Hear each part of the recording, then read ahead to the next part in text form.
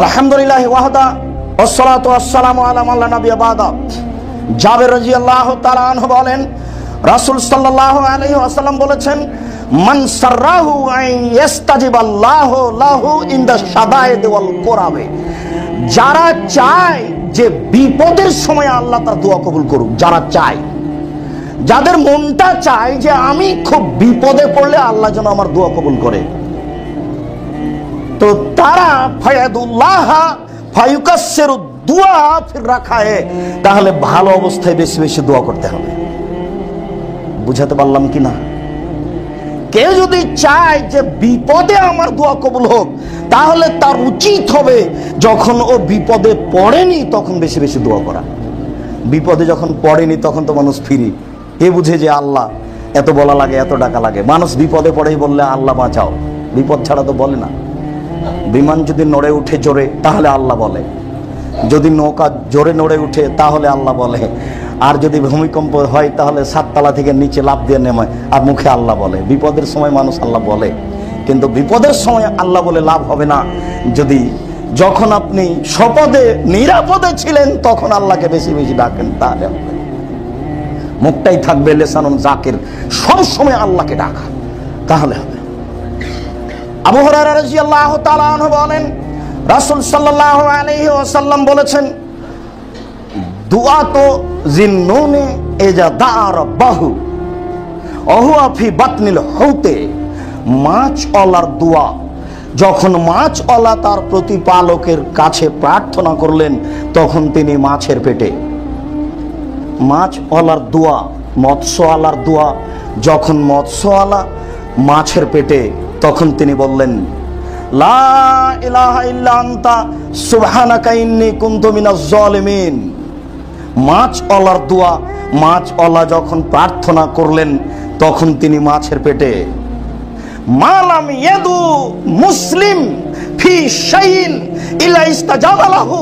পৃথিবীর যে কোনো মানুষ যে কোনো সমস্যায় যদি এই দোয়া করে, আমি আল্লাহ তার দোয়া কবুল করব। পৃথিবীর যে কোনো মানুষ ফি শাইইন, যে কোনো সমস্যায়, সমস্যা ছোট হোক বড় হোক, যে কোনো সমস্যা পৃথিবীতে, ফি শাইইন, যে কোনো সমস্যায়, যে কোনো সমস্যাকে সামনে রেখে যদি আমাকে বলে তাহলে আমি তার এই কথা কবুল করব। মুসলিম। সম্মানিত মসজিদের মুসাল্লি, মাছওয়ালার দোয়া, ইউনূস আলাইহিস সালামের দোয়া মাছের পেটে বলছিলেন। আবু হুরায়রা রাদিয়াল্লাহু তাআলা আনহু বলেন, সামিয়া রাসূলুল্লাহ সাল্লাল্লাহু আলাইহি সাল্লাম রাজুলান ইয়াদু। রাসূল সাল্লাল্লাহু আলাইহি সাল্লাম একজন লোককে দোয়া করতে শুনলেন। লোকটি বলছে এভাবে, আল্লাহুম্মা ইন্নী আসআলুকা বিআন্নাকা আনতাল্লাহ।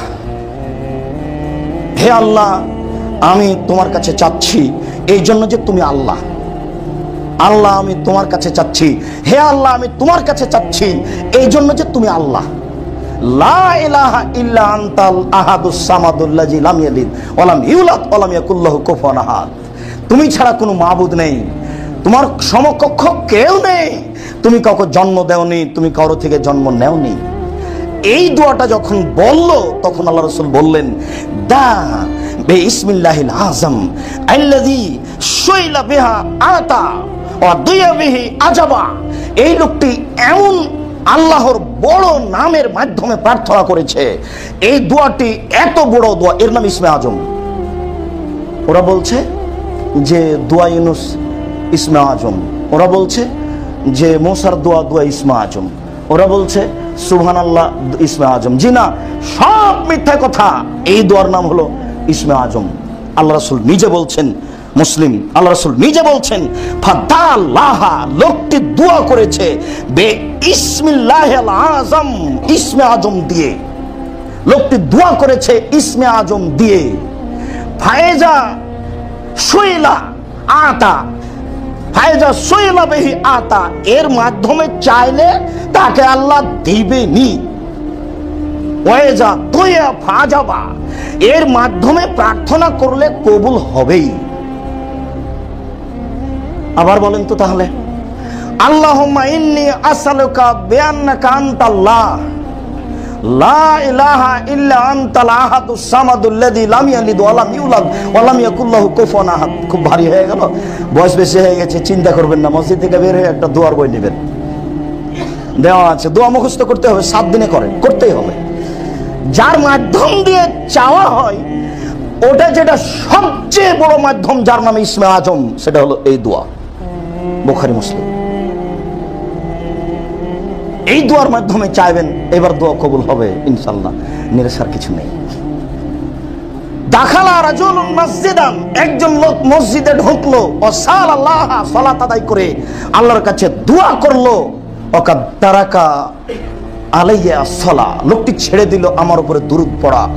তখন আল্লাহ রাসূল বললেন, এই শোনো, ফাওয়ালান সাল্লি আলাইয়া সুম্মা দুআ তুজাব, তুমি আগে দোয়া করার পূর্বে আমার উপরে দুরূদ পড়ো, এরপরে তুমি দোয়া করো, তাহলে তোমার দোয়া কবুল হবে। তুমি আমার উপরে আগে দুরূদ পড়ো, তারপরে দোয়া করো, তাহলে তোমার দোয়া কবুল হবে। একটি লোক মসজিদে ঢুকলো, মসজিদে ঢুকে সালাত আদায় করলো, ফাহামেদ আল্লাহ, এরপরে আল্লাহর প্রশংসা করলো, ওয়া সাল্লা আলাইয়া, এরপরে আমার উপরে দুরূদ পড়লো। তখন আল্লাহ রাসূল বললেন যে ফাদু তুজাব, তুমি দোয়া করো, তোমার দোয়া কবুল হবে, তুমি দোয়া করো, তুমি তোমার দোয়া কবুল হবে। তাহলে আল্লাহর প্রশংসা, এবার আল্লাহর প্রশংসা কোনটা? ওই যে ইসমে আজম। তাহলে দুরূদ কোনটা? দুরূদে ইব্রাহিম। ভুলেও কোনোদিন আবার আল্লাহুম্মা সাল্লি আলা সাইয়্যিদিনা মাওলানা নাবিয়ানা মুহাম্মদ বললেন না, এটা দুরূদ নয়। খুব ভালোভাবে মনে থাকতে হবে, আগে আল্লাহর প্রশংসা মানে ইসমে আজম, এরপরে আল্লাহ রাসূলের উপর দুরূদ মানে দুরূদে ইব্রাহিম, এরপরে আপনি যেটা চাচ্ছেন সেটা করেন। কি চাচ্ছেন আপনি, সেটা চান।